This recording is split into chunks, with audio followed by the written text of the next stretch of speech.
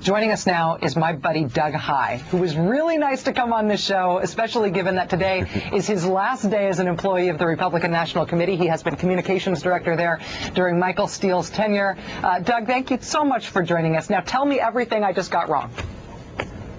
Well, a lot. That won't surprise you that I said that. You know, the interesting thing is, you know, we've certainly talked in past elections, past campaigns about a 72-hour program. And for your viewers, if they're not really familiar with it, it's that last drive to get voters to the polls.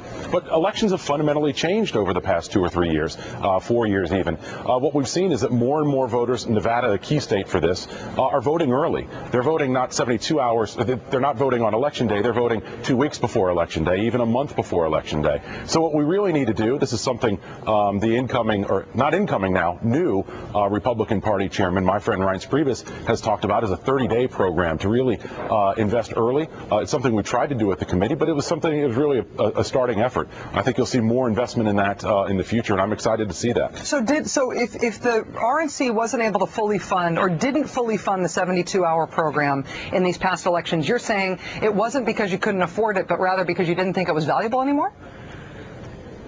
No, certainly getting voters to the polls is valuable. There's no question about that. But the point is, voters and how they vote have changed. What we see is about 40% of voters have actually moved to where they're not voting on Election Day. It means you have to do things differently. We certainly tried to do everything we could to fund get out the vote programs. We contacted millions and millions of voters. We're proud of our efforts, but we know we have to do better because we know everybody who's at this meeting that we've had this week wants to take back the Senate. We want to win the White House in 2012, and to do that, we're going to need to make some really key investments because we know the Obama campaign is going to raise a lot of money, and we also know there's going to be a lot of money on the ground by groups that were really important to Harry Reid, labor unions. One of the reasons that Harry Reid really made that last push in the last few hours is labor unions were out in force. They were really a great asset to his campaign and demonstrate the problems that Republicans have if we don't have boots on the ground. It's also one of the reasons that we welcome American Crossroads investing money. Certainly the American Action Network, run by my friend Rob Collins, invested deep money into states. We welcome that because we don't have, or didn't have certainly in the past, a MoveOn.org.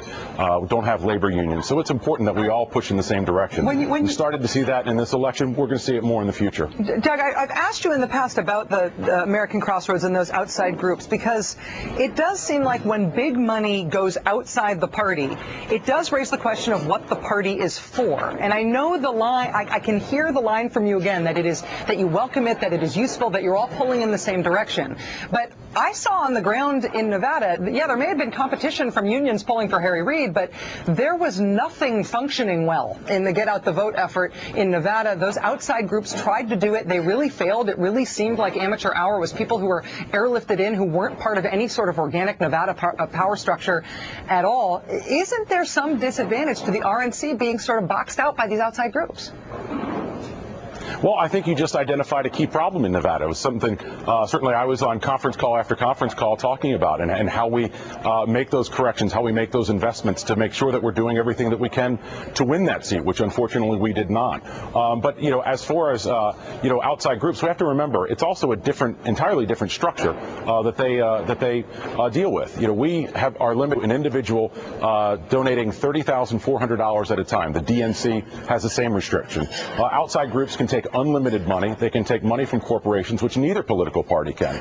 So I would argue that, yes, the Republican Party, the RNC is important. I'd also say for the Democratic efforts, the DNC is important. But outside groups, as we've seen with Supreme Court cases, have really now been able to take advantage of those to leverage, you know, their impact. And so, again, we want to make sure from our side that everybody's moving in the same direction, moving down the same stream. And it's why, you know, I really welcome the new chairman's commitment to that. And also really tip my hat to my old boss, Chairman Michael Steele. I was really proud of him today on how he handled his exit.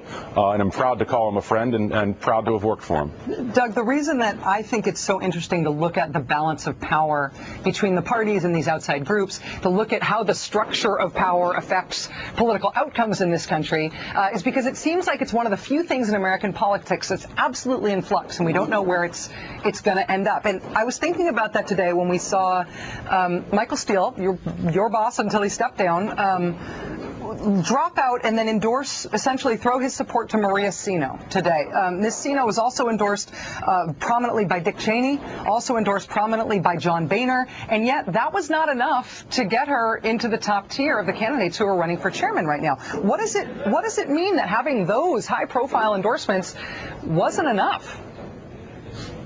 Well, the National Committee is a different structure. I liken it to some extent to a papal election, the College of Cardinals.